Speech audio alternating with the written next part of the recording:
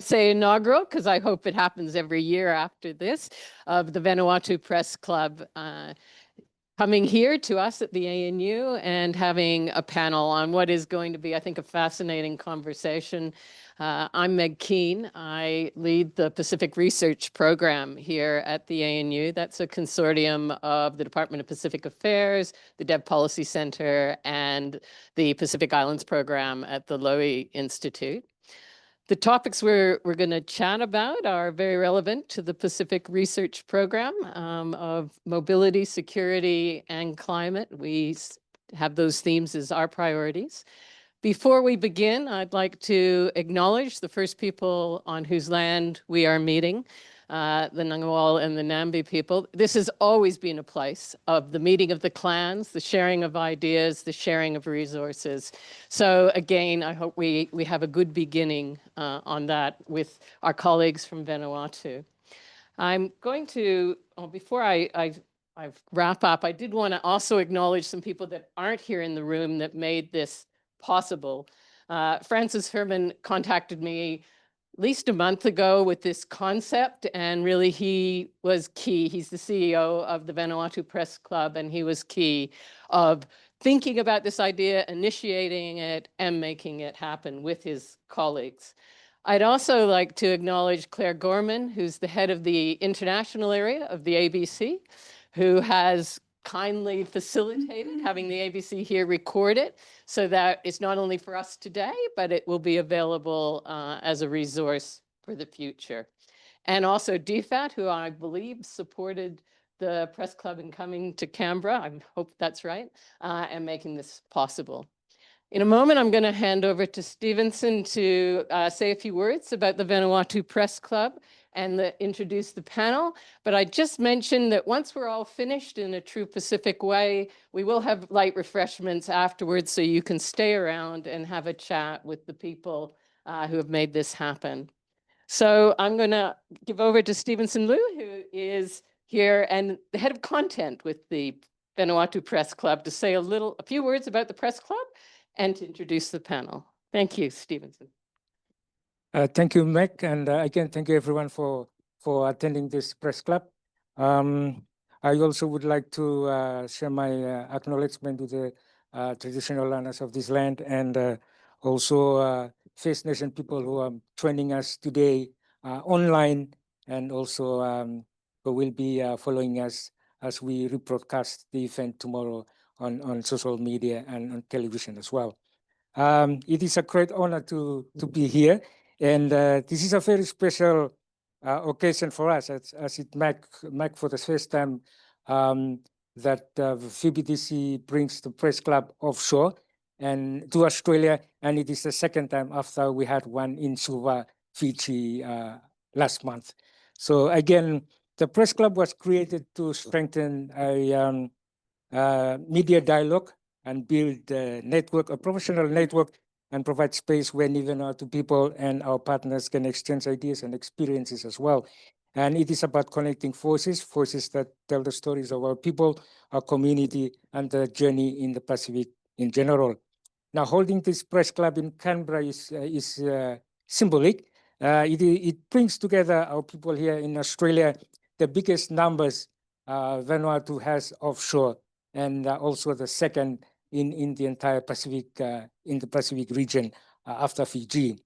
It also reminds the importance of VBTC as a media and promoting transparency and accountability throughout the region. So again, I'd like to welcome everyone.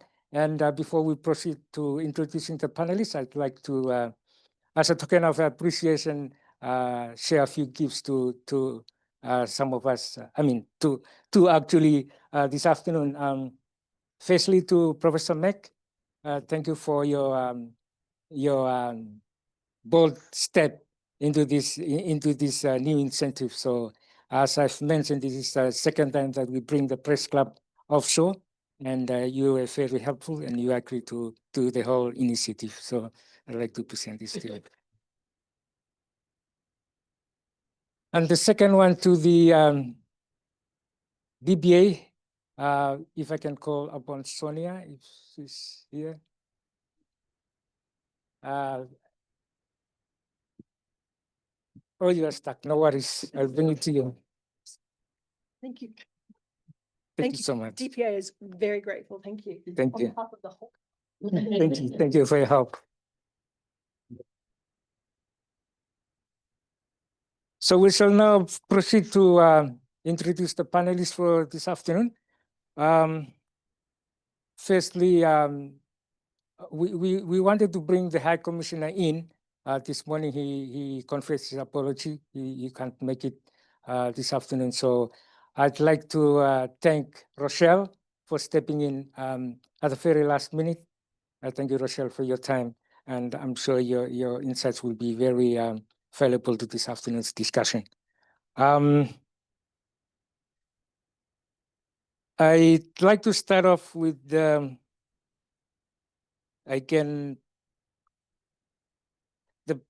topic for this afternoon is actually navigating security, mobility, and climate in a shifting region. And we will begin by exploring the Nakamal Agreement. I'm sure a lot of people would want to hear about that. And also the labor mobility.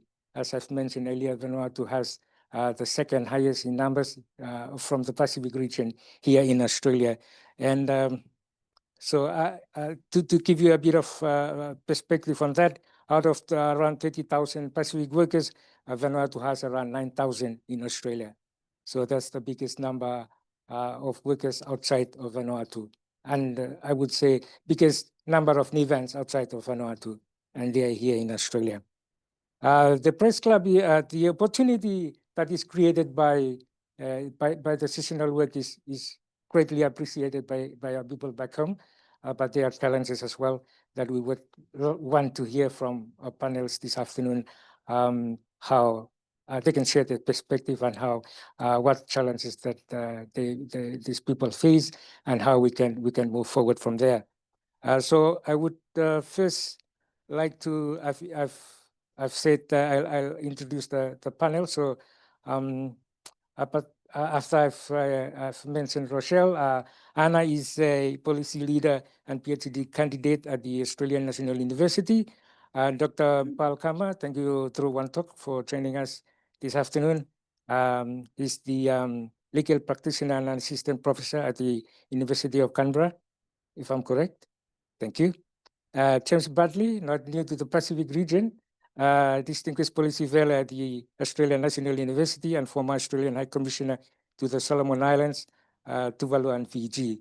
So the reason we bring him here because we know he's well vested in the Pacific affairs as well. So together we'll explore how our region can work side by side, not just as partners, but as equals shaping the Pacific shared future. Again, thank you all for coming to this press club. And with those words, I'd like to introduce our moderator and colleague journalist, Leah Lowonbu. Thank you very much, Stevenson Liu, for the warm welcome and also the introduction. And Professor Meg, thank you very much. Yes, welcome. And I am really honored to be here today as the moderator of this panel discussion. But first of all, I'll just ask everyone if you guys could put maybe your phones to silent, to no disturb. Anyone? No? Yeah. We're all good to go. Thank you very much. So yes, I think our discussion today will begin with the Nakamal Agreement.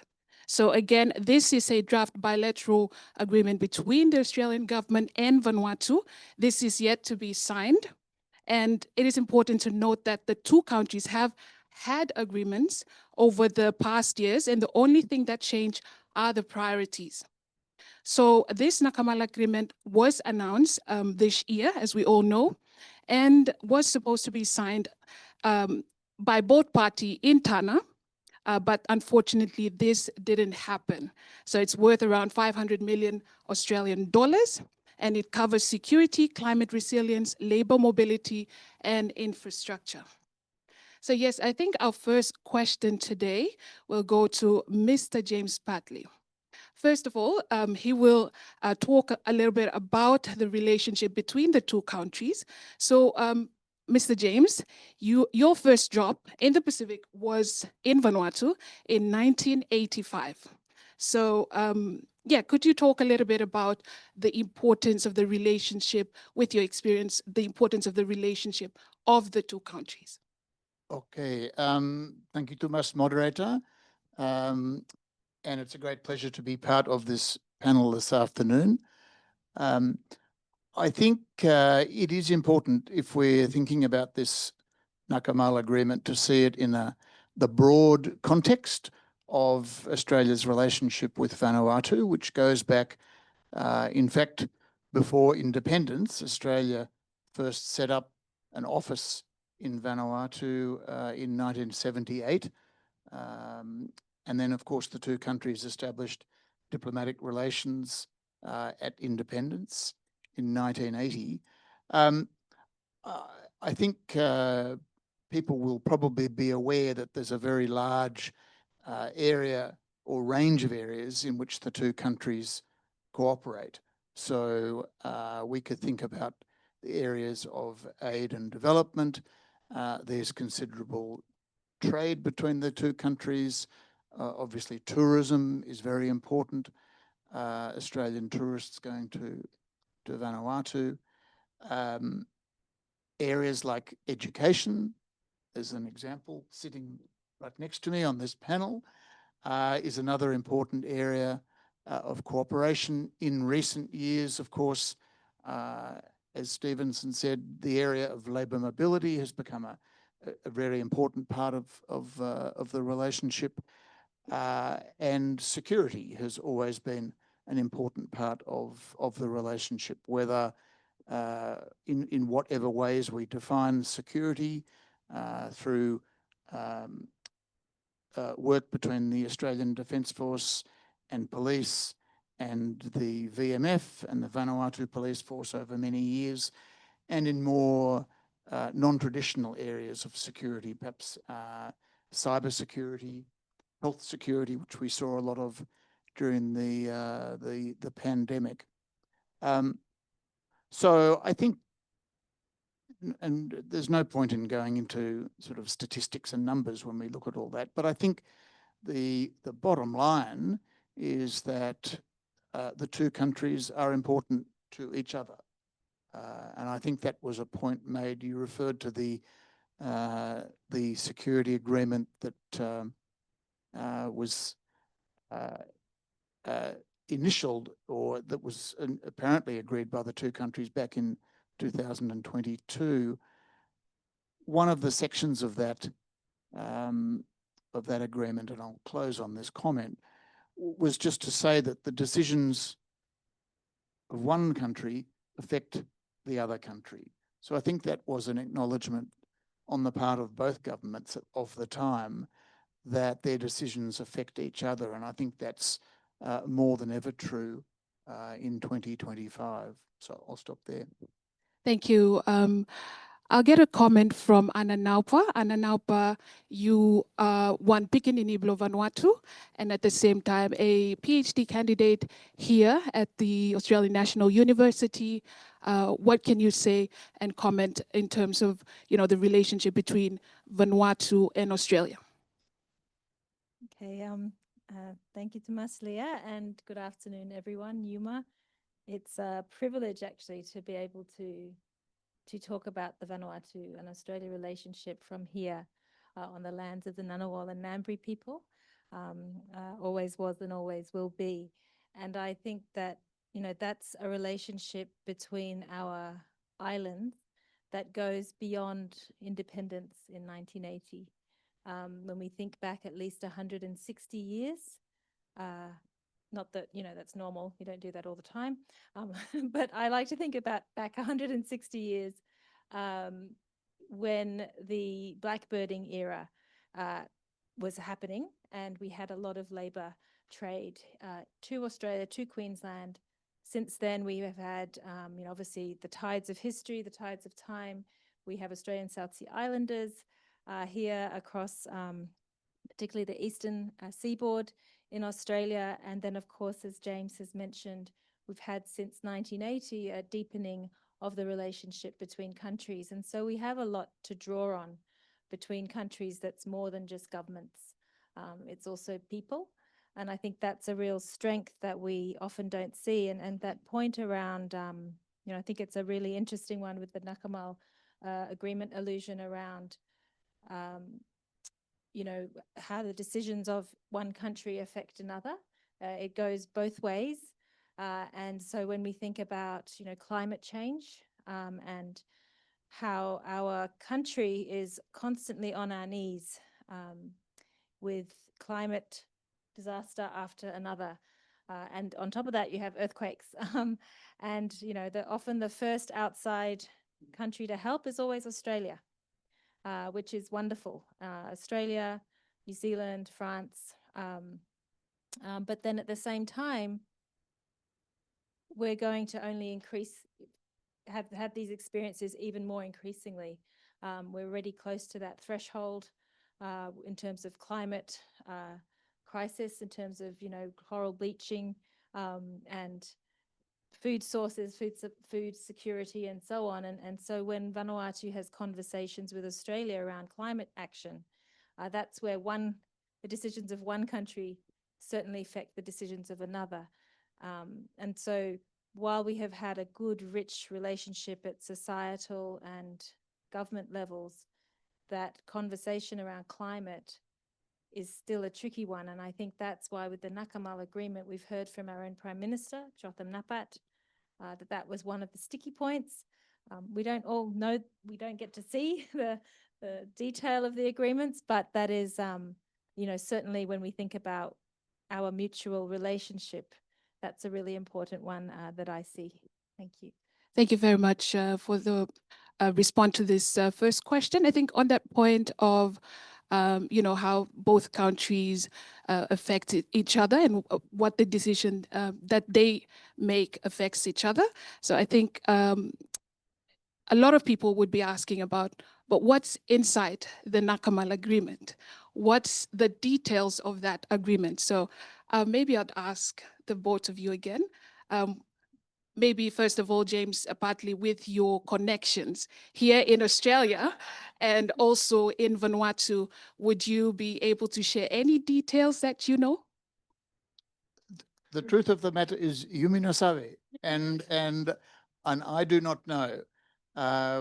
We don't know what is in the agreement other than what has been described by political leaders from both countries. We do know that it is intended to be a broad-ranging agreement that covers not just security, but development and other areas, people-to-people links. But I can't answer your question, I'm sorry, moderator. Thank you. Maybe I'd get you to answer whether there need to be more transparency or public consultation when it comes to this type of agreements. I think this is a standard way that countries negotiate agreements. It's simply not possible to negotiate the text of an international agreement in the full glare of publicity.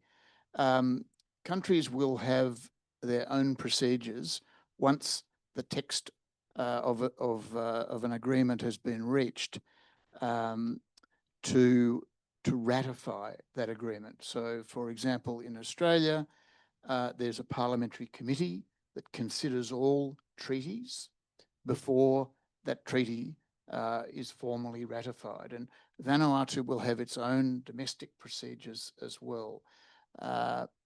But while it's up to each government to undertake whatever consultation it feels appropriate, and that's entirely up to each government, it's not possible to have an open text that can be, I think, taken to consultation. I just don't think diplomacy works in that way. Thank you. Anna Naupa, what do you think? Should there be more transparency or public consultation? Should the public know about such agreements, details of them? I agree with James. I think that, countries have their own way of negotiating text. The process in that around how the public and how other sectors within, say, policy departments across government, machinery of government are across what's going on. You know, that's a communications approach that each country needs to be attentive to, so that, you know, the machinery of government is also across an agreement that is fundamentally going to be a political agreement. But, you know, I think, you know, we have to talk as well about how the nature of partnership agreements between any two country, it's a normal process.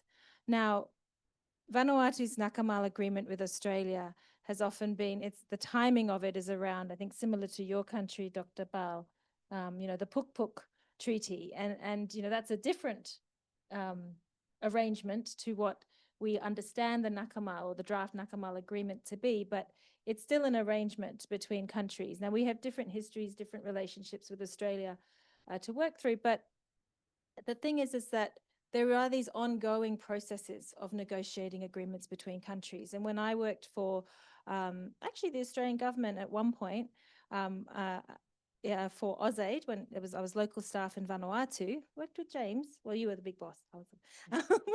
And you know, I sat in on some of those partnerships for development discussions between Vanuatu and Australia, and they were not big public events. There was around the negotiation between governments. There would be maybe a little media mention once it was signed. Everyone on every side was very happy. But did the media pay much attention? Not really. Just a little media release, and definitely not the media here in Australia. But when we throw out the word security, suddenly the media in Australia are all over it. And in Vanuatu, we're saying, no, but wait, what's going on? What are they talking about? We just think it's like a regular ongoing partnership discussion, because for us, we're interested in the things, not just the security that someone said is 100 million Australian dollars of a $500 million Australian dollars is going towards security, but because we're interested in those other areas where Australia's relationship with Vanuatu is valued, the humanitarian assistance, the work on health, the work on economic security. So I agree with James, you know, that these are things that governments need to do together. They need to have a plan, of course, to communicate with the public, but then also we need to work with our media to think about how do we write about and think about these, what are quite normal patterns of relations between countries. Thank you, Anna, and Mr. James Batley for answering that question.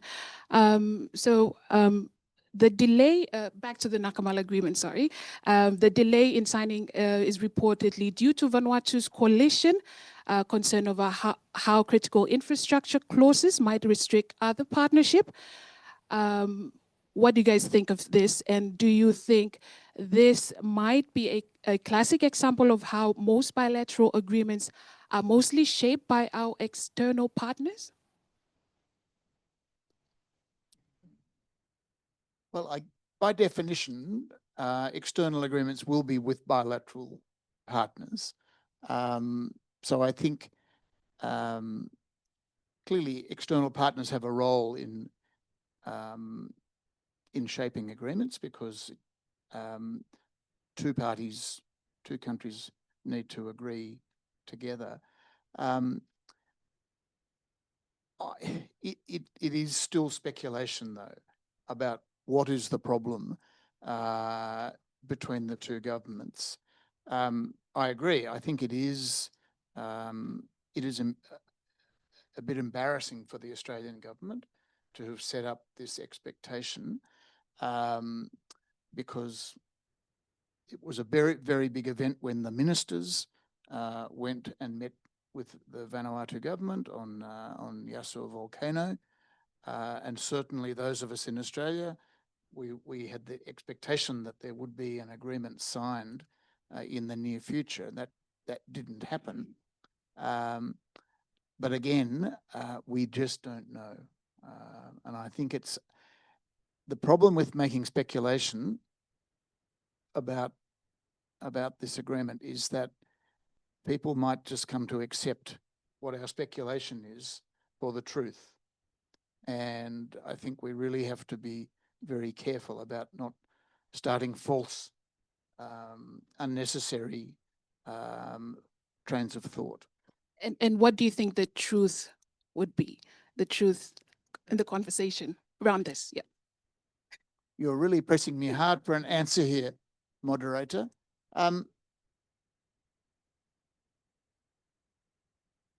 I find it very hard to answer your question, but clearly two governments, if they're negotiating an agreement,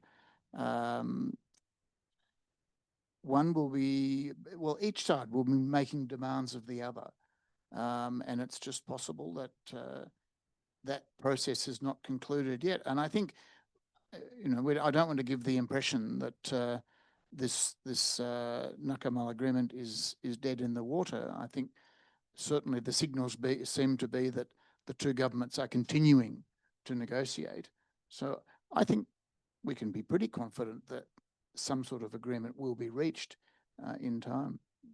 So in terms of the concern raised by Vanuatu in the agreement, concerns over restriction over other partnerships that Vanuatu has, do you think there are some lessons that Vanuatu could draw from maybe PNG, like the Puk Agreement, or Solomon Islands?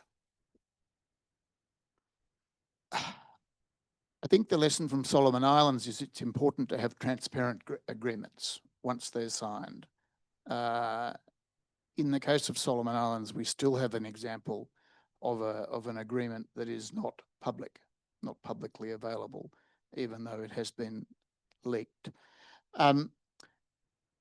Setting aside that one, I think the example of Papua New Guinea, and if you look at also recent agreements that Australia has signed with countries like Tuvalu in the Falapili Union and the treaty with Nauru, these treaties do show that Australia is concerned about the relationships of Pacific Island countries with third parties, the security relationships. And when I say third parties, let's be frank, I think one of those third parties is China. That has been written into the agreement with Tuvalu, with Nauru, and to a certain extent in the Puk Treaty as well, where the text of the agreement says that neither party will enter into third-party arrangements that affect the operation of that treaty.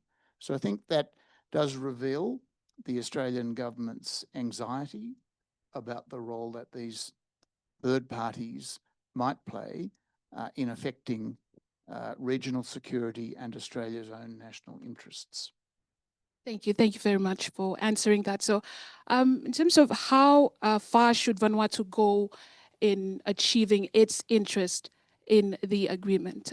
Anna or Mr. James, if you could answer that.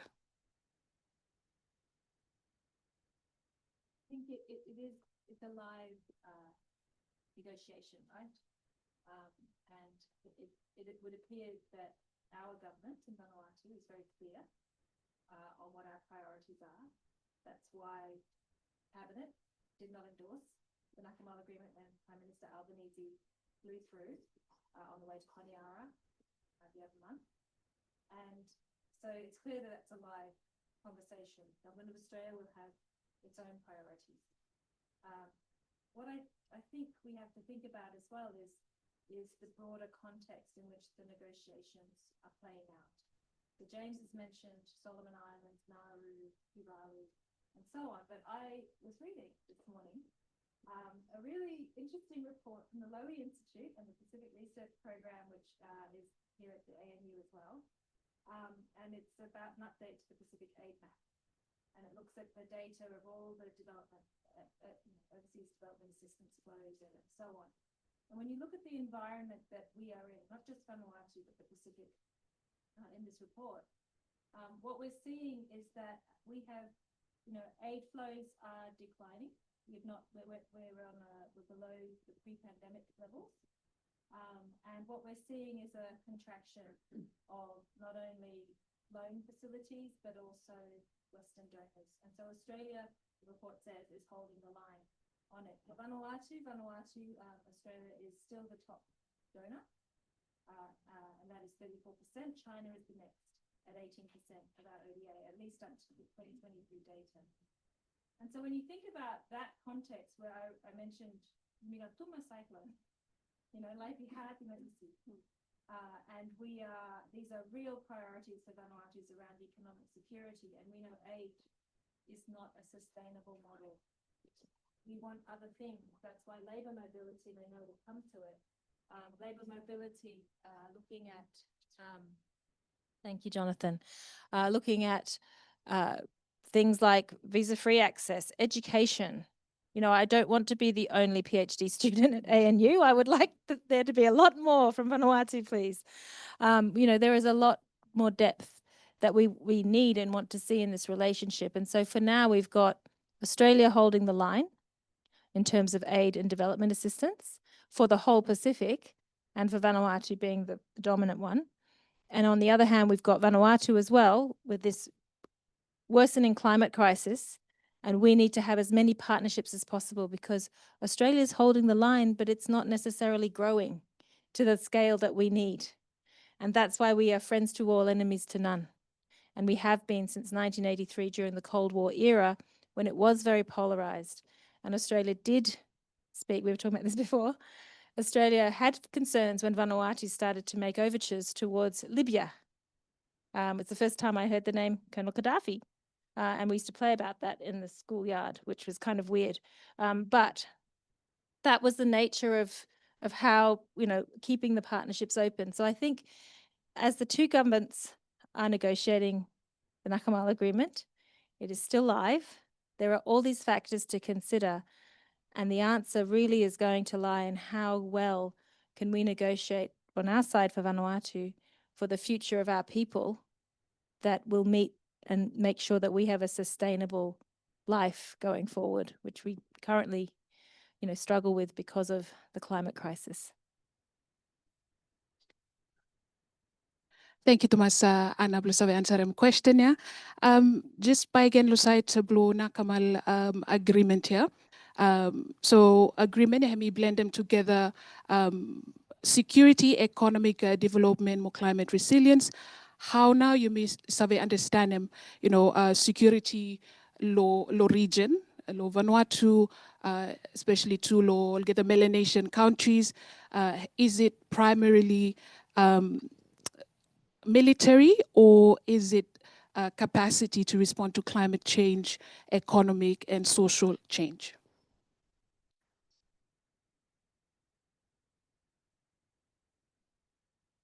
Mr. James. I think countries in the Pacific region have made it clear, very clear in recent years, that they have a expanded idea of security through the Boy Declaration, which the leaders agreed at the Pacific Island Forum back in 2018. So that means security includes not only traditional issues about defence and policing, but also non-traditional issues, security issues in emerging areas. Cyber is one example, but health security is another example, human security more broadly, and of course, the largest one that is identified in the Boy Declaration is the issue of climate change as a security threat to the people of the Pacific. So I think that is clear, that issue is understood very broadly across the region. And it seems to me, I'm sure we will see that, assuming the Nakamal Agreement is finally reached, we will see that broad definition of security reflected in the agreement. Thank you.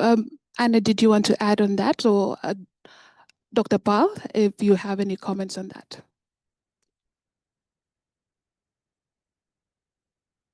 Thank you, Leah. Is that on? All right. Afternoon, everyone. Good afternoon. Afternoon through. And thank you for the opportunity to be here. Radio Vanuatu as well. And Meg and the team at the DPA. I think I have probably some two general comments before I can come to the question that you've raised. I think the experience of Papua New Guinea, the Puk Treaty appears to be a success, but prior to that, there was another agreement between Australia and PNG concerning security, the ECP agreement in 2004-3. By 2004, it was challenged at the Supreme Court. It was challenged because the issue was that the agreement breached the sovereignty of Papua New Guinea. Nakamal Agreement, the text is not in public, but from the leader's statement, from the opposition, from what we can see from the media, and by that account, one would assume that someone has seen some texts and therefore some statements have come out in the media. From that media statement, one of the key concerns from the opposition is that there are issues around sovereignty. Okay. Those sort of issues, I think one PNG example, or I think the example that goes in line with that is this ECP. Pupuk Treaty is more of a success story. It's not fully success yet. I think it will still go to another process, and there's still concerns around sovereignty issues in PNG. But Vanuatu leaders are not alone, especially those in the opposition, to potentially raise their argument around sovereignty, because there's already a precedent in the Pacific where there was a Supreme Court successful challenge against an agreement with Australia in PNG in 2004 on the concerns of sovereignty. So I just want to bring that history to sort of look at some of the political leaders in their statement back in Vanuatu. Those concerns have some historical basis in the Pacific, in the Melanesian context, in the context of Papua New Guinea.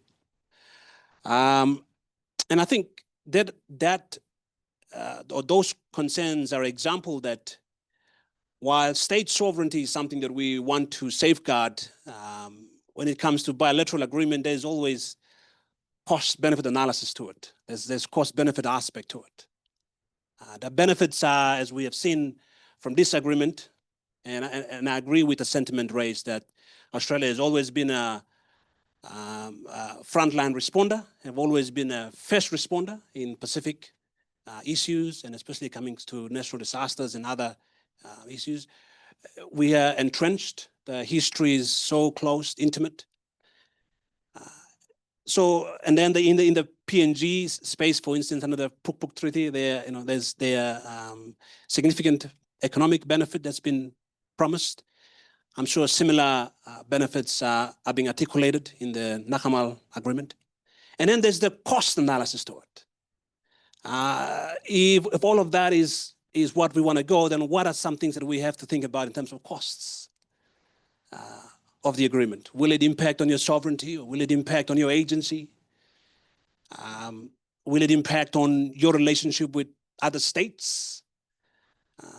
And in that space, China and the other players are always sort of part of this conversation. So I think it's an important deliberation that Vanuatu leaders are currently having, and I would hope that they would come to a point where they could have a good balance of this. I mean, it is not easy. The other thing, I think, with the Vanuatu landscape, since you want to raise the PNG landscape as well, Vanuatu doesn't have the economic powerhouse, economic sort of basis, a strong economic basis like PNG. For instance, PNG has about 15 gold mines, oil fields, LNG projects. They're into billions. As we speak, 15 of them are in full operation. Vanuatu has none of that, right? PNG has a higher population, higher land mass. They have internal revenue that can also support other aspects of their growth and development while getting aid from external partners to supplement. Whereas I think not only Vanuatu, but many other Pacific states are not in that sort of similar landscape of economic generation to sort of support the internal demands. So balancing bilateral relationship is a key way to getting that support as well.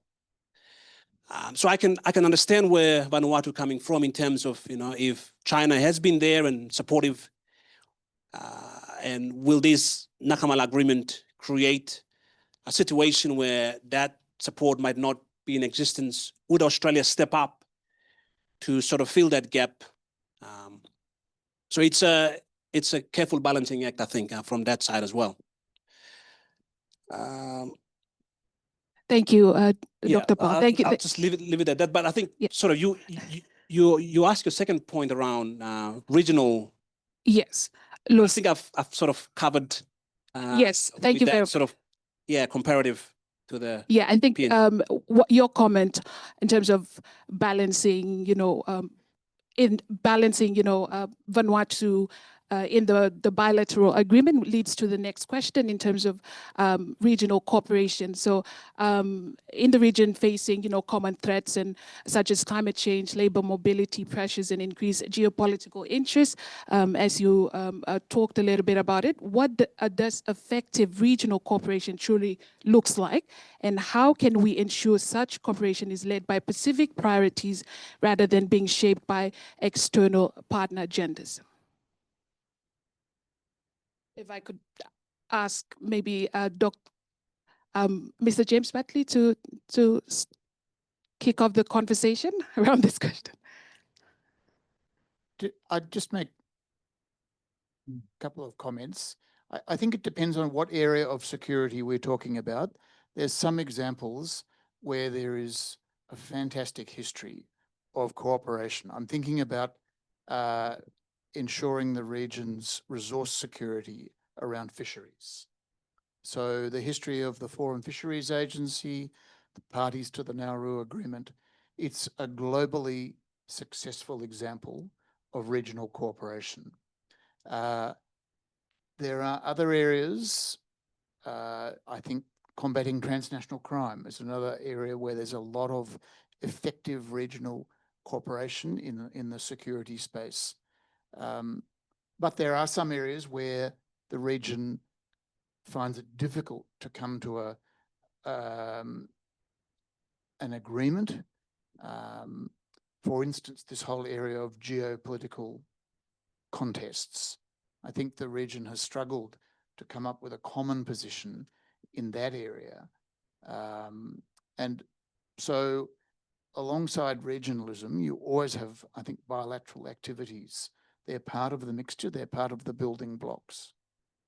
I'll stop and let others. Thank you. Yeah, I'll give it time to Rochelle with your experience around labor mobility. What are your thoughts on this?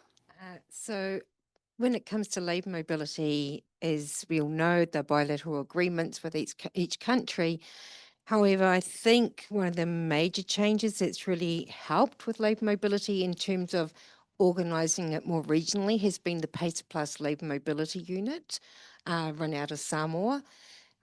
Since then, more cooperative work has been done, and especially the Pacific Islands Forum, they've been more engaged with labour mobility, which we've seen since probably in the last 3 or 4 years.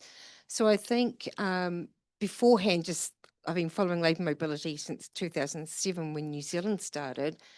There seemed to be, all the countries seem to be isolated with their bilateral agreements and a little bit too scared to say anything, or hold on, if I upset New Zealand or Australia, they might now do more here. Actually, I'm not going to say that perhaps they have said this to me, but now having that regional organisation and these bigger dialogues and talks, I think more Pacific countries are becoming more confident and voicing their opinions around the regional space for labour mobility. That's what I have to say on that. Thank you, Dr. Rochelle. I'll give a little time to Dr. Paul. Thank you. I think one of the things that we tend to, or sort of need to keep in mind is that, or I think before I get to that, in this place of shifting priorities, Pacific regionalism need to really think about what unites the region.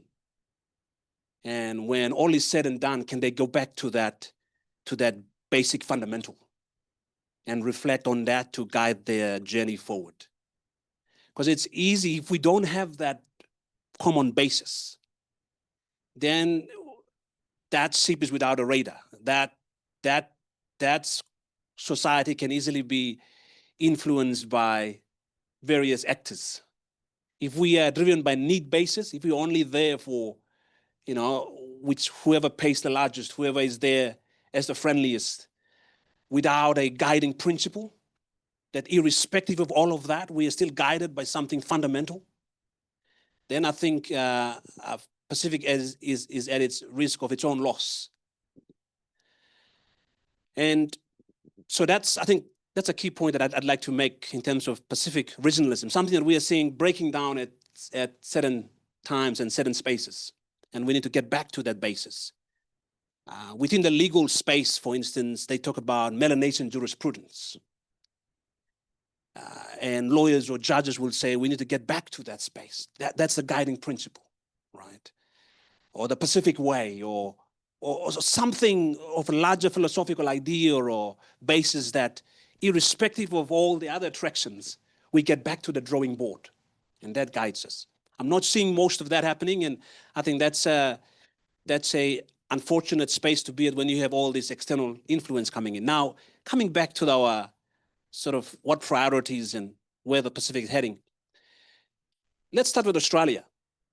Australia, unlike Pacific, where its relations are quite basic and rudimentary, Australia is tied to other external webs, right? You have the NJAS Treaty, you have the Five Eyes, you have the NATO as a secondary observer in that space. So Australia, and it's very unfortunate, but it's in a space where it's not only got its one foot in the Pacific, but it's got its other foot in a larger geopolitical or international space where none of the Pacific countries are at. But in those spaces where Australia is at, not only security, but also in the larger economic space, like the OECD countries and their own groups. I think a group of 5, a group of 7. So all of that, different bodies to which Australia is subjected to, brings with it certain obligations and certain standards where Australia also have to sort of maintain and keep, while keeping an eye or sort of being a presence in the Pacific. So when you talk about what's Pacific interests, you're not looking fundamentally as a Pacific country of that unit isolated in that space. You're looking at Australia and New Zealand, who are also part of a larger body of agencies that perhaps have other sort of interests and objectives as well. So I think that we have seen, a lot of times at the PIF level. I think that there's always been some concerns around the Pacific leaders. So that's something to consider. And then you have China coming in. You have Indonesia coming in as well as other actors within the region. So conversations around where Pacific is at and Pacific should go is no longer a purely Pacific conversation. I think on that table are many other interests. And Pacific, the sooner we all frank about it, the sooner the conversations are more frank about it, then we will have a less pretend conversation. Because otherwise, I think fundamentally we have to admit that there are many other interests from the East, from the West, that sits in when it comes to what is Pacific interests. Thank you. Thank you very much, Dr. Pal. I'll give it time to Anna with your experience in terms of Pacific or foreign policies. What can you say about this? I think there's a lot being said, and I'm very interested to hear from our audience about the views on this. But I want to pick up on Dr. Bowles' point around what holds us together. And there's been a lot of talk around the Blue Pacific. Then there's also talk now, since the last Pacific Islands Forum, about an ocean of peace concept, that, still we have to work out what does that mean. Can we pursue peace? Can we pursue peace and security when, as we've said, we have this bigger idea of security that includes climate security, economic security, and so on. But when we have lots of labor mobility, that is then also impacting the way our countries can develop economically, because we're exporting our labor force. So I think that these are really big questions about how we work together as countries, as neighbors. And I think I will just, for fun of conversation with the audience, perhaps, I think, Bal, your point around, being frank that we can't really just have a Pacific conversation anymore because there are so many external interests. I would push back on that. I think that's why ideas like the Blue Pacific are there, but I do agree that we need to go back to basics and say, well, what is it that holds us together to safeguard our Pacific space? And I would add one more thing, is that in that, recognizing Australia and to some degree New Zealand's multiple hats that they wear in the Pacific and outside, we in the smaller islands in the Pacific, we're also in the Pacific, we're also outside. We're part of the small island developing states. We're part of the G77+. We're part of AOSIS, the alliance. We also have other ways, like Australia, that make us have both internal and external pressures. And so that, I think, is where we have to think about as a region how we're going to look to that future. And my personal view, which I know is shared by many across the Pacific, is that what we certainly don't want to see is more conflict, more militarization, more resource extraction at the expense of the well-being of our environment and our people.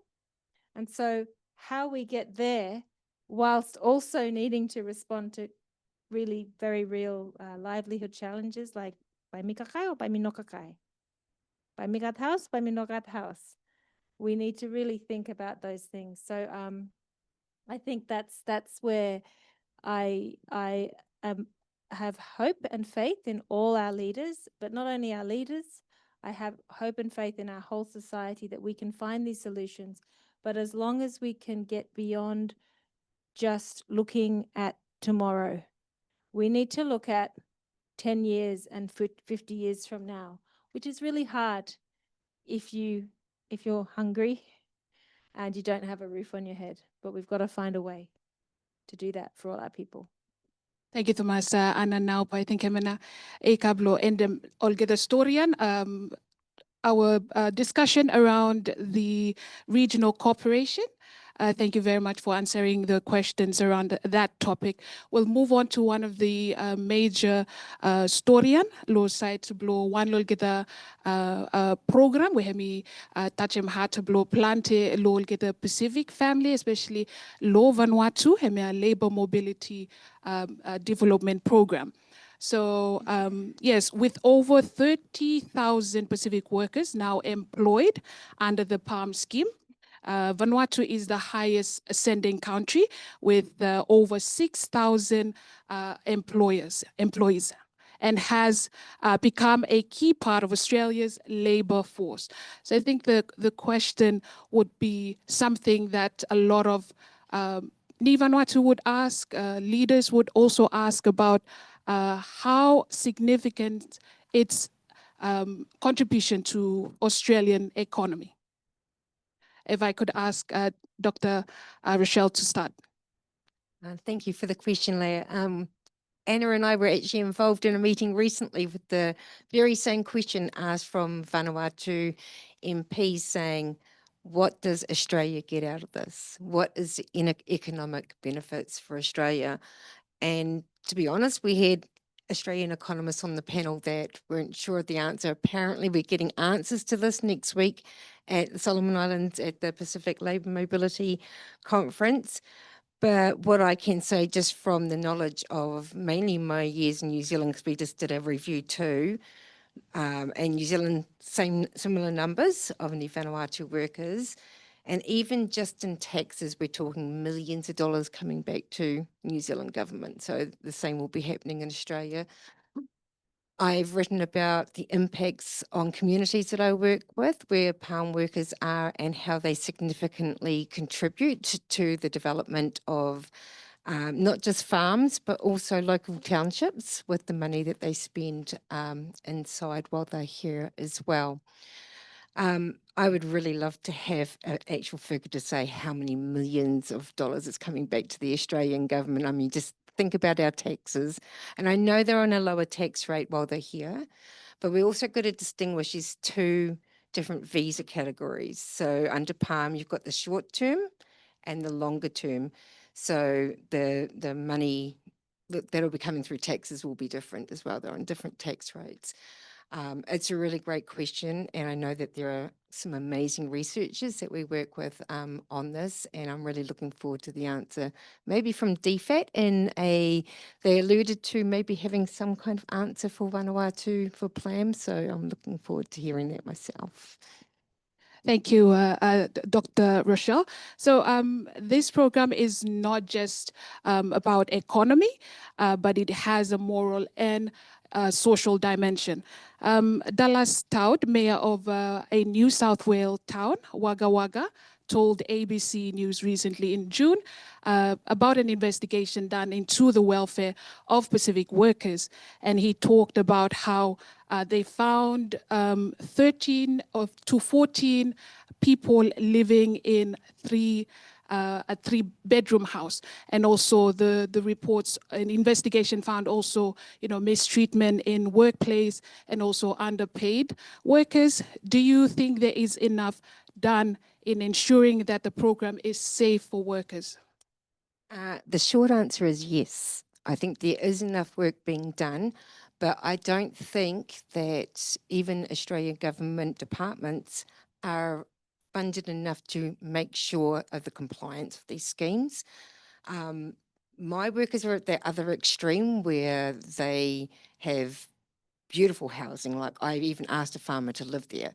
But the accommodation has been an issue right from day one about how many can be within a certain area. At the end of the day, this is on the Department of Education, Skills and Employment. They are the ones who sign off on how many people are in a particular house, what the house looks like. So farmers actually have to submit this before they can become an approved employer. And so they are also meant to inspect these properties to ensure that they are fit for purpose. Sometimes we've actually had cases where the property has been fit for purpose, but there's been changes in the employment. More workers have come on, or workers have even changed the arrangements themselves. For me, I would like to see more compliance around these schemes from the end over here. I know we now have, thanks to the Australian government, more country liaison officers that do go in and check. And it's not an excuse, but compared to when I was working in New Zealand, where it was easier to do checks, not think New Zealand's got it perfect, because they don't. Sorry, Gav, we don't. But, there needs to be more work done around, and checks done. But there also needs to be, for me, I know that there's meant to be 0800 numbers, 1-800 numbers, get the right country, for workers to express if they have issues, but it's very challenging for workers to actually express these things. So for me, there needs to be more compliance around this, but there also needs to be support from both ends, both New Zealand and Australia. Also on expectations from anyone coming from the Pacific on the living conditions and what they're going to have and what they're going to be signing up for. because half the times when we have had issues when it comes to workers, what they're working in, what they were expecting to be paid, a lot of it has been around not understanding what they're working, what they're signing, and managing expectations before they come. I'm not putting onus on the worker or the employer, but communication and understanding needs to be better in these schemes. I think that would make a lot of our challenges better. Thank you. So the first of all, so the reports also show that maybe these issues would be a higher risk to disengaged workers. Do you guys think the Australian government and Vanuatu government have a responsibility to look after the disengaged workers too, or? 100%. It's all about duty of care. It's in the bilateral agreements. If a worker is disengaged, there's still someone who's here vulnerable. Actually, they're more vulnerable than if they're in the program. So as much as we only usually see the bad media articles, they are the most, on paper, the most protected workers in New Zealand and Australia. Even when it comes to accommodation in New Zealand, RSC workers have more accommodation space than the average New Zealander's allowed, or a backpacker. So I think what we've really got to work on, sorry, I just lost my train of thought, is, being the most protected workers on paper, we need to see that in reality. I wrote about disengaged workers. They were called absconders back in, during COVID in the early years. They are the ones that need the most help. We need to understand why. Don't get me wrong. I have workers that have absconded because they want to go and have fun.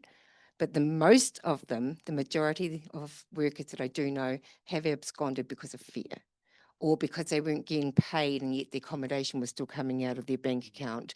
So, at the end of the day, I think there needs to just be more protection and support for disengaged workers than what we're seeing currently. How Australia and other Pacific countries do that, I'm going to leave it with them to do that. Sorry, Belle, you wanted to? As a lawyer, I've been getting some interested worker scheme workers who would like to bring cases, unfair treatment, issues with their employment, what's been promised in the contract, but in the reality is not what's been sort of presented to them. There's a real balance of power. I mean, they are quite scared to raise the issue with their management and with all their support because they're fearful that they'll be sent back. They left home with much promise, much representation that they're going to bring something back to their family. So they got to power on, irrespective of the what they allege to be unfair treatment and not getting what they were initially thinking they'd be getting. So there's I think you're quite right in pointing out some of the fundamental concerns there that needs to really be looked at.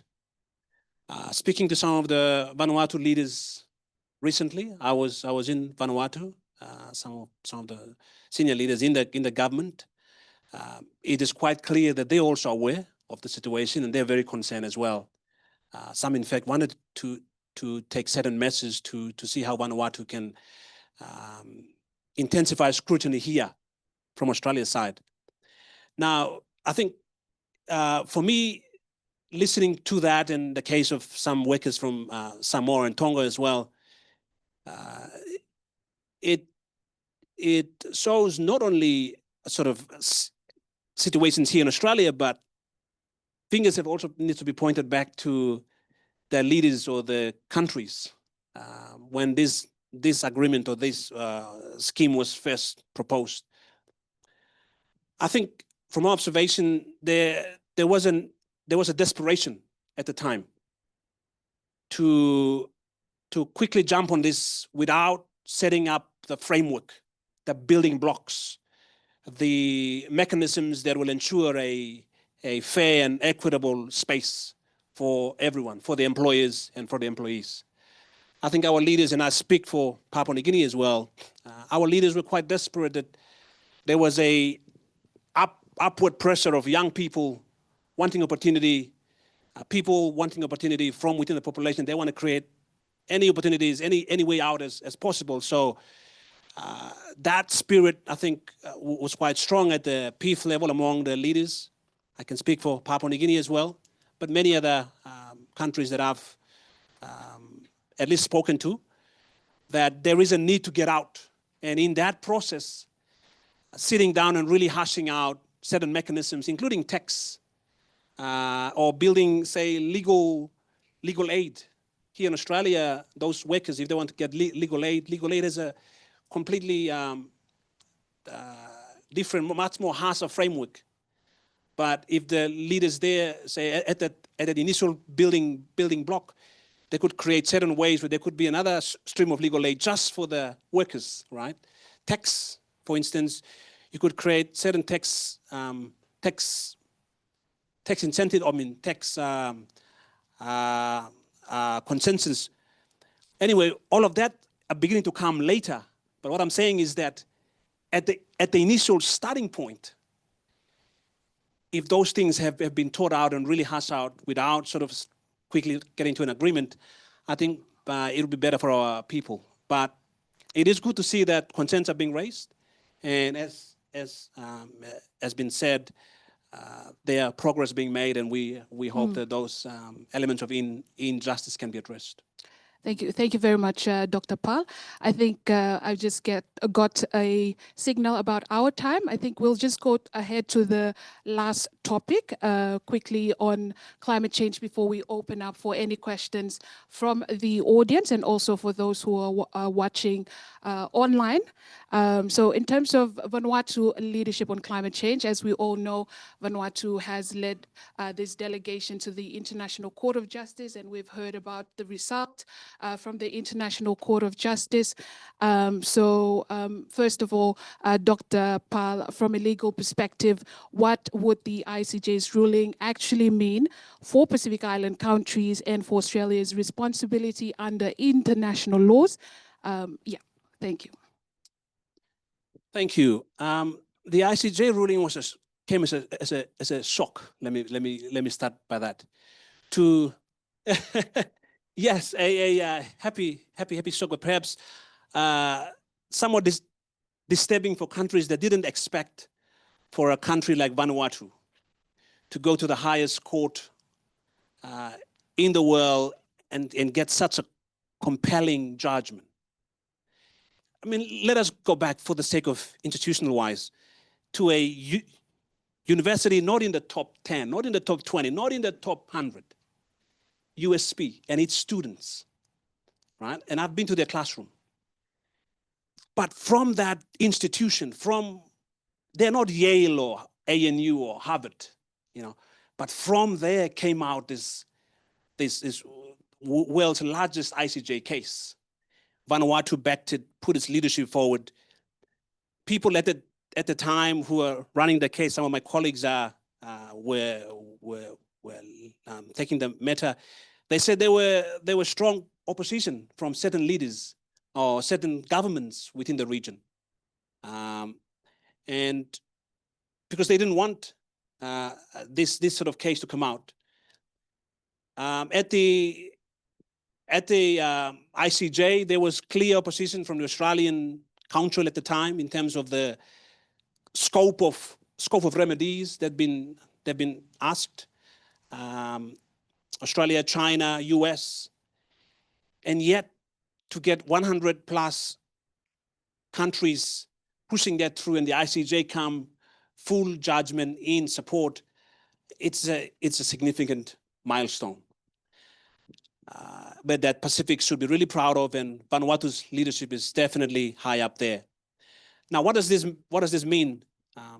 The case is not binding. Any international law judgments are not binding on states, but every state, it is expected as a good citizen of the international order. And if you talk about international rule of law, whoever that advocates it, you're also expected to comply with the judgments of the institutions that uphold those sort of international law. So Australia and many other countries who may not like the full scope of the judgment are now sort of put in the corner to, I guess, many other countries are now expecting that Australia, China, US, and those countries live up to the demands or the judgment of the ICJ. What I think one of the significant things that came out of the ICJ is that it says bilateral, multilateral agreements doesn't matter. Climate change impact affect lives, and it is a state responsibility to actually do the best it can with everything it has in its resources to comply. Whereas in one of the sort of the submission at the court, the OECD countries were arguing that no, we should only stick to the Paris principle, Paris Agreement or all the other sort of multilateral agreements, and court can't create a broader or general obligation. The court didn't buy that argument. What that means is that I think advocates around the world, including the Pacific, will start using the ICJ case to hold other countries accountable. And we could see that a bit more played out in the COP that is coming up. Thank you very much, Dr. Pa. I think that would I'll shorten down all the questions that I have for this topic and open it up to the audience. If you have any questions from also those who are watching online. We have a question there. Can you hear me? Yeah, great. So my name is Frank, and I just had a question when Dr. Bal mentioned the defining Pacific values or Pacific priorities. What about the Melanesian spearhead group? Is can Vanuatu have a leadership role in defining, confirming Melanesian values instead of going into the PIF and like Pacific values, which could take some time? Yeah. Yes, I think you want us to answer as we go. You want to get questions? I don't know what you. You go ahead and answer. Okay. Yes, I think significantly Vanuatu is a key member of the MSG and the values there that it leads. Vanuatu has, I think, out of the many Pacific countries, Vanuatu has shown leadership and a real organic Melanesian Pacific spirit in its advocacy on the ICJ, on plastic ban, on the other sort of innovative legal reform, thinking about the larger Pacific. And West Papua, for instance, Vanuatu has remained an unshakable foundation for West Papuan justice. So yes, it is certainly a leader in the Melanesian spearhead group.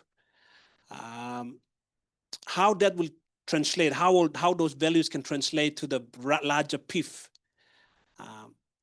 I think, as I mentioned, I think it's an ongoing challenge when you have PIF is composed of many other actors with many other interests as well. But it's something that people that study Pacific regionalism perhaps may come up with a metrics or a formula. I like the blue continent as a foundation there, but I don't have answers to it. But I would like to think that should be an ongoing project that we should intentionally approach. How do we create a common premises for the whole Pacific? I think I'll just add to that, if I may. I think the idea of sharing similar values, that is the foundation already of the Pacific Islands Forum, and like Dr. Bal says, it is the foundation as well of the Melanesian Spearhead Group, and so that's why I had written a piece with the Pacific Security College around querying you know, we have so many reaffirmations of our Pacific values in so many documents. And now with the Ocean of Peace Declaration, we have yet another affirmation. Now, reaffirmations are beautiful, they're lovely, but they need to do a job. And that's where I think, I think in terms of our values, we clearly have things that we know we can talk about and work with others on. That's why we're signing agreements left, right, and center, including with Australia. It's why Australia does it too. The bit that perhaps is where we start to have that departure is how we see these shared values in a common sort of ground, how it plays out. And I think as Dr. Bar was saying before, around the ICJ opinion and outcome, because that climate change has already divided the world. And we have common values, but yet even within our little family here in the Pacific, we might have common values, but yet we're divided. And so I think that's where there is a lot that we can draw on from history, but I think we also have to find a way to work through that and find that leadership that we need that's looking much bigger than just our own, I don't want to say the word backyard because I don't want that to be misconstrued, than our own footstep. No, doorstep. I don't know. No, that's a bad word too. But I hope you understand what I mean, Frank. Yes, thanks. If I may, so before I think speaking in the context of security, one thing that's obvious within the Pacific states is that I think we all gravitate towards a democratic values.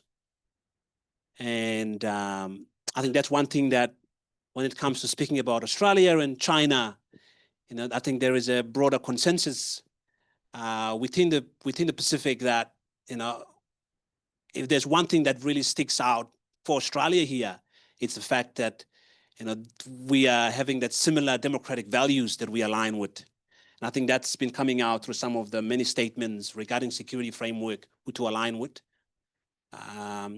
Obviously, there are, you know, there are many caveats to it, but I think that's a common trend that we are seeing within the security space.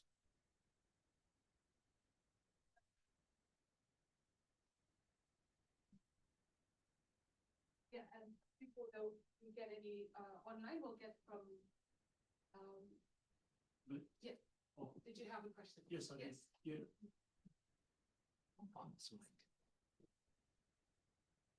My name is Tony, and grateful to be here.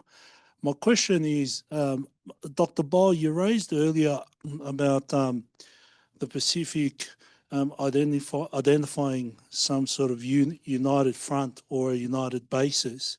And then you mentioned about Australia's role in its other foot into the global family or global agencies.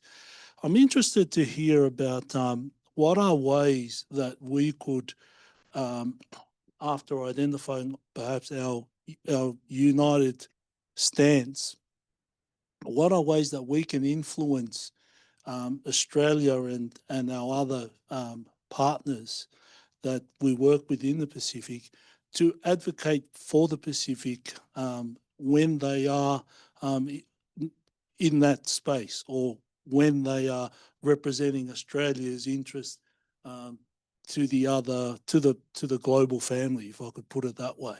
What are ways that we could, from a Pacific sense, influence Australia's, I suppose, advocacy to advocate for the Pacific in the area of, for example, the decision of the ICJ, at the United Nations meetings and conferences, because not to use the word neighbours, but we are tightly knit, Australia and the Pacific in this part of the world.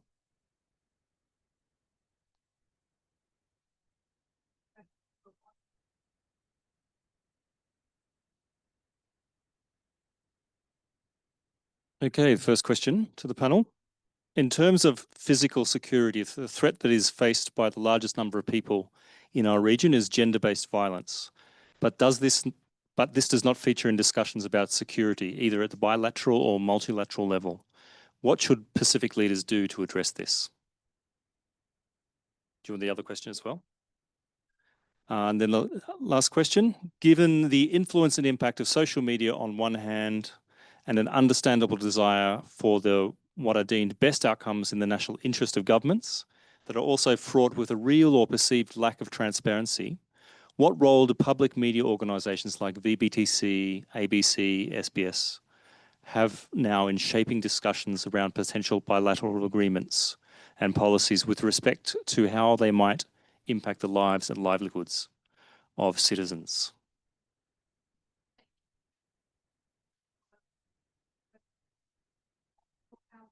First of all, Dr. Wale answered the question from Tony.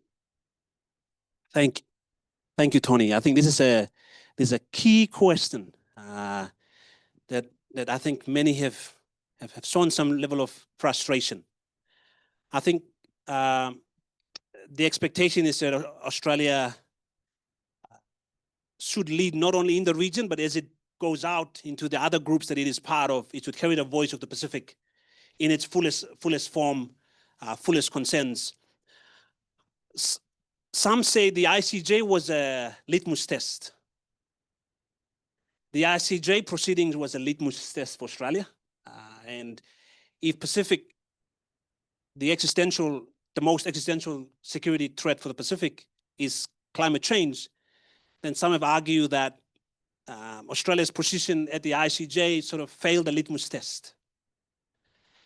Now, I think it's a significant statement, but ICJ's judgment is there. ICJ's submission is there. No one is making it up.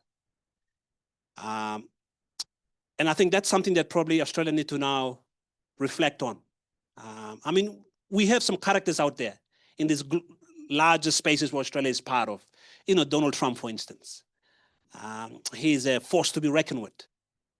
And I'm sure it'll be uncomfortable, as we've recently seen with the Australian PM going to Washington and the dynamics there. I'm sure Pacific is not on that table. Trump won't entertain that. But it is at those spaces that I think Australia is seen as, or Pacific counts on Australia to sort of give the best representation.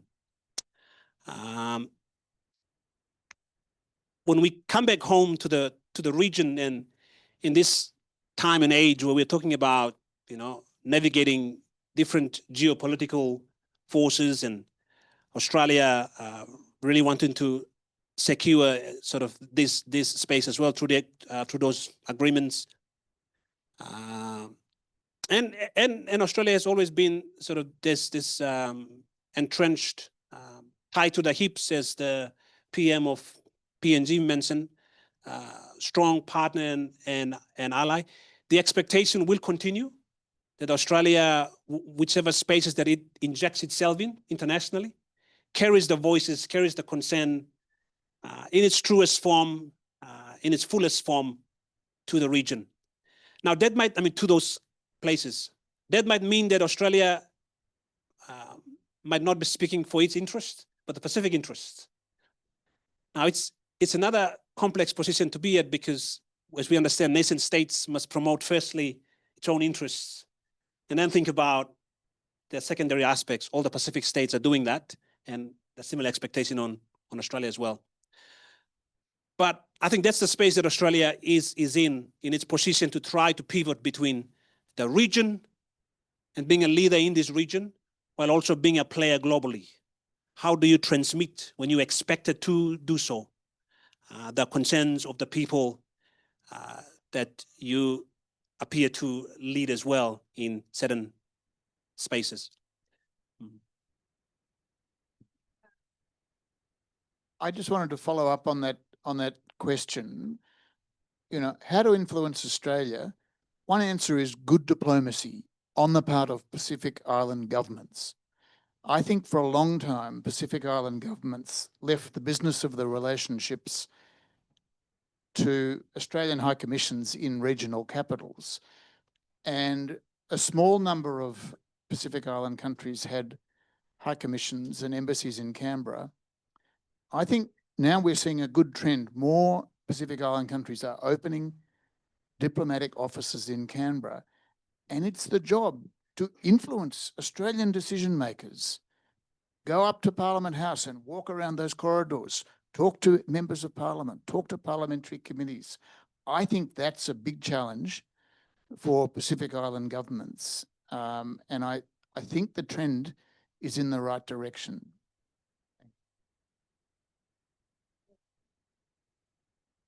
Just for the online questions, I'll talk about the role of the public media in shaping discussions. And I think absolutely there's an important role to not be alarmist and not to just try to sell newspapers or whatever.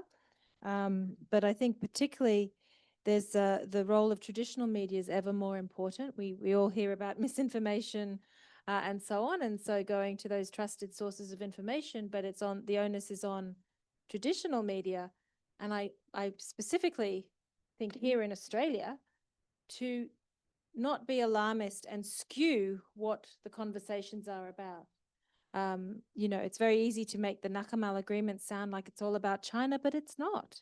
It's about a relationship between two countries. And for Vanuatu, it's got its interests. Australia has its interests. Maybe those interests are also inclusive of China, but it's not the only story. So I think there is a lot that can be done, and particularly here in Australia, but also in our Pacific media outlets back home in Vanuatu, to really look at the trusted sources of information. And for people who are listening online and watching, you know, be careful about which Facebook page you go to for your source of information, because you really need to trust it from official sources. On gender-based violence and what we can do more, and I think, you know, I'm sure you have ideas as well, Dr. Rochelle, particularly in the labour mobility space where it's a real scourge. I think, you know, we don't need to relitigate why it is silenced all the time and the gender dynamics of why gender violence doesn't make it into perhaps male-dominated policy-making spaces. Okay, we know that's the fact. That's the fact. So what do we do to change it? I mean, I think there's so much to be said in the existing commitments nationally. I think different countries have family protection bills or equivalents to that. There's GBV legislation. We even have regional Pacific Gender Equality Leaders Declaration that has been re-energized after being out there since 2012. So we have all the instruments in place. How and why is it not landing always as visibly in the security space? There is certainly a bit of a time lapse. It's why human security doesn't get much airtime, because GBV or gender-based violence is captured under human security. Human security includes food security. It includes water security. It includes health security. Health might get a lot of attention because we had COVID. The pandemic really helped us understand that. But we're still working through bringing it out. And I think that's where there's a really important role, not only for civil society, but actually for all our different policymakers. But I want to give Rochelle an opportunity. For example, in terms of, you know, sexual assault in seasonal workers program, we've seen, like last year, 11 Vanuatu women reported sexual assault in Adelaide. What protections are there for, you know, female workers? Thank you for that. During COVID, it was extremely bad. I was getting reports all the time from the Pacific Labour Facility and my own workers. The problem is it's so quiet and under the radar. Often when a female is attacked or is about to be attacked, she's already been threatened that I will tell your husband that you wanted this. So she's not in a position. What we've found maybe in the last couple of years, and Lindy Cannon's work's been really great in this, is that we're finding more support groups here in Australia reaching out. The Australian government has done wonderful, poured in millions of dollars since COVID into not just sexual health, but just health for seasonal workers and more support for workers. I think we always focus on all that negative language, but we are seeing a lot of positive. For me, even most of my work's actually done in Vanuatu. most of the perpetrators come to Australia to work for 7 to 9 months and the women are getting a break from it. So there's also that kind of research that needs to be examined as well. But yeah, there has been a lot more support groups, but it's a matter of having that confidence and again, communication is number one. But when it comes to climate, can I just add one thing about the wonderful group? I have to say, and it's not just because I love labour mobility, but one of our nephews, he got educated by an RSE worker to get his law degree so he can actually be part of that group. So just leaving it with a good story. Thank you. I think we have another question online. We'll get the 2 questions from here. I think I saw 2 hands, and I think maybe that would be the last 2 questions for our discussion today.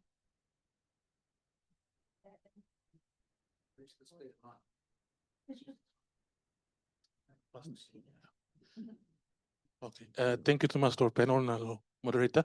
My name is John Barry. I'm a Papua New Guinean master student here at the ANU.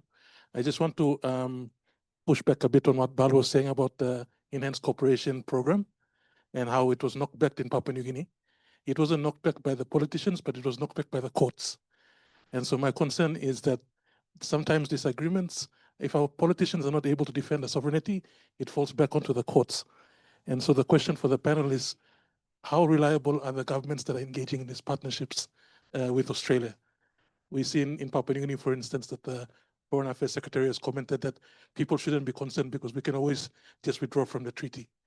And so they feel this sense that it's not binding, it's just a political tool that's being used. And they don't have an interest particularly in defending sovereignty. If it's a matter, it goes to the courts to decide. It's not a politician's role. We've seen changes in government in Vanuatu. And so there's a concern that in Australia's interest, they will want stability and political interest in the Pacific to ensure that these treaties that are signed are there in the next 10 years. This might go against the democratic intentions of people in Vanuatu or in Papua New Guinea. Are we setting ourselves for maybe a decrease in democracy by signing this kind of treaties? Yeah. Thank you. I think we'll get another question from one Pikinini Blong Vanuatu. Yeah, thank you, Thomas, Leah. Thank you, the panelists. My name is Mike, and I'm from Vanuatu. I'm doing Masters in Climate Change Policy. So maybe my question goes to Dr. Pal.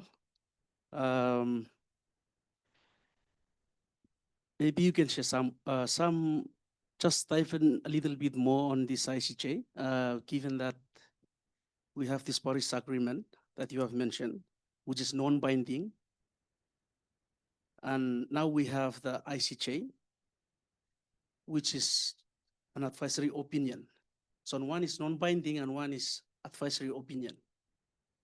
How effective is this for the Pacific Island countries with limited capacity? How can they run with this when we are happy about this result, but how can we move forward with this? Because we know US is not a member now, it's not a member of the Paris Agreement, and they are playing outside within the rules. And maybe you can share your view on this. And maybe just a follow-up question is, after classroom, whether the idea was initiated, what's the future of ICJ for the governments to run with it, to have implementation plan or policies or something to, I know it's legal, but sometimes government have to absorb in the system to, get along with it. Just say your view on that. Thank you. Thank you for the 2 questions. So I think Dr. Pal will kick off answering the questions, but can I give you guys like 2 minutes to answer each of the question? Keep it really short. So we're going to wrap up soon. Thank you. I will start with the ICJ question. I think it's not binding, both of them, yes, but they are quite instrumental and influential in bilateral agreements going forward now. The ICJ is clear that the judgment compliance with it is part of state responsibility. So I think that puts the standard high up there, that to be a good state, to be seen as a good international player, you got to demonstrate compliance. And if you don't, then, all the ideals around international rule of law and all of that sort of fancy words doesn't have meaning. So I think it's not going to look good on countries that wanted to become good citizens, seen as being compliant with international law, to then disregard the ICJ. So firstly, it'll be quite influential, I would think, in bilateral agreements going forward.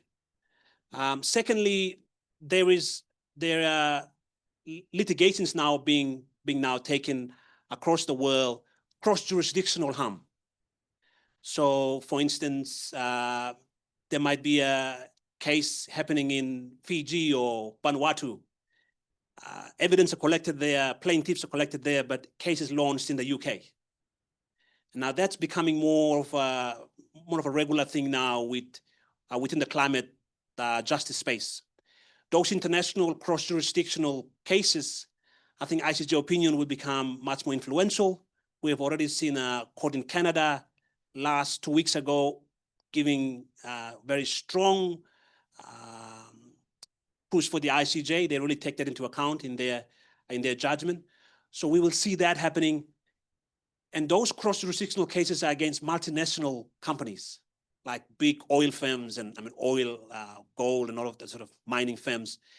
And it's significant, I would think, a threat for them now, knowing that one of the tools of those cross-jurisdictional harm cases is the ICJ opinion. And I think I could see that happening a bit more. State parties can be part of it, but more so private parties would be involved.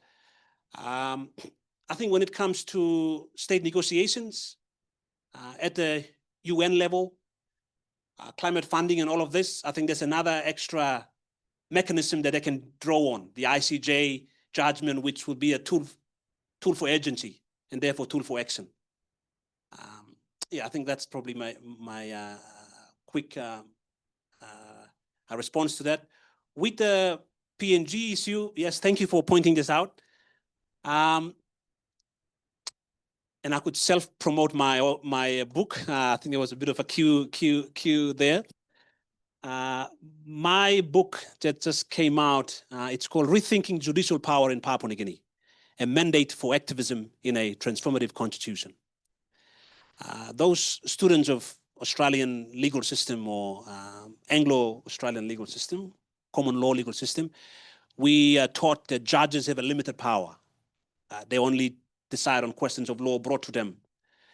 In PNG, judges are given much more than that. They have a social engineering power.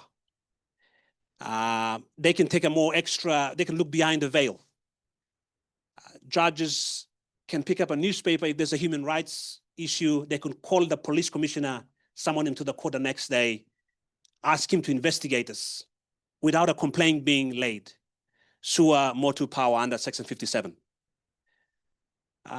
So there is judges have summoned the Speaker of Parliament to convey Parliament sitting when government try to escape parliamentary sitting and therefore escape accountability. So PNG judges have very progressive power. One of the ways that they look into this in this sort of judgment is that they said, we've got to apply a broad purposive interpretation, liberal interpretation to this agreement. And what does it mean? So yes, I can affirm the judicial intervention there. I would hope that they shouldn't do that, that those concerns are genuine, and if not, they're being dealt with. But if they get to court, yeah, I think there's a significant responsibility on judges as well to decide. But if they have a limited scope, if they follow the traditional Anglo-Australian or the common law approach in other Pacific countries, they might not look behind the veil so much as they did in the ECP case in Papua New Guinea. Yeah.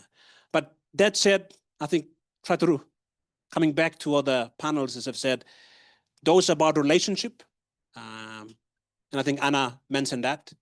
So we could assume that Nakamal Agreement is something that the leaders have considered to be and perhaps work through the cost and benefit of it.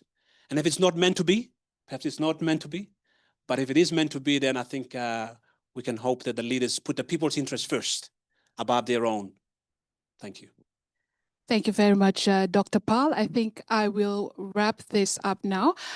Just in one sentence, each of you could just say, what is one thing that you want the audience, the people here listening into you today to take home with them? Naomi wanam dalam nomo se long ting ting blomi relation blong Australia with Vanuatu emi strong mo bamba emi ko strong molo future. So me take an opportunity blomi send them every greetings blomi ko lo friends mo family lo Vanuatu. Me glad to mas lo participate mo mi dalam digbala. Thank you and congratulations long Vanuatu long Press Klab Blong Vanuatu. Thank you too mas.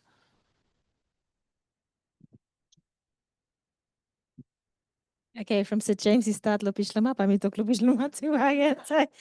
Now just patalan thank you Pikwan lo VBTC mo ANU. Blue mi sabe down story lo afternoon. You me every panelist mo audience lo afternoon. Mi no kata ni takeaway plo talem, just plo talem thank you no more. Thank you, Leah. Pami talk long. Talk person. Am I right too? Okay, good true. Thank you, you mean making la talk story long this afternoon. Emi was display emi plus blue me. Emi house line blue me. Na you consent. Both long Australia side na long Pacific side and you one blue family. Now consent must come up, you must talk strong, you must ask him question go come. Now long was moving something go forward. You know, you mean by start blow one side and kissing one side or some exit into all. So long this point me like also like encouraging more than Vanuatu. One up you stop. You suppose you saw a man or you got in the idea long or some conversation, you becoming part of it now. You must continue to be involved. No some engage. No can lose so long and politician. People must involve.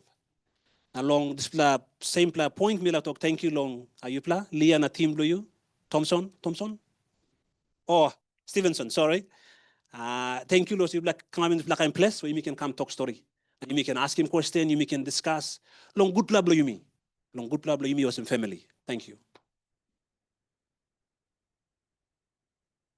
Me now speak language below me. You know Savi Maori, right? It's me speak English this time. I don't like Anna. I don't have one major takeaway other than free visa. Free visa, just saying, just like our European counterparts. But I just think one thing, if there's one thing to take away with labour mobility, I've been doing this since RSE started 2007. I have seen the good, the bad, the ugly, and the wonderful, wonderful things that can happen. My takeaway would be look at things at balance, communicate, work together, and try to make it stronger for everybody. That's all I have to say on that. And like the others, I am so privileged to be with these superstars up here, and thank you all for being here. Thank you for inviting me. Samson, if you're watching this, I'm sorry, but I love you. So thank you very much. Thank you, Tomas.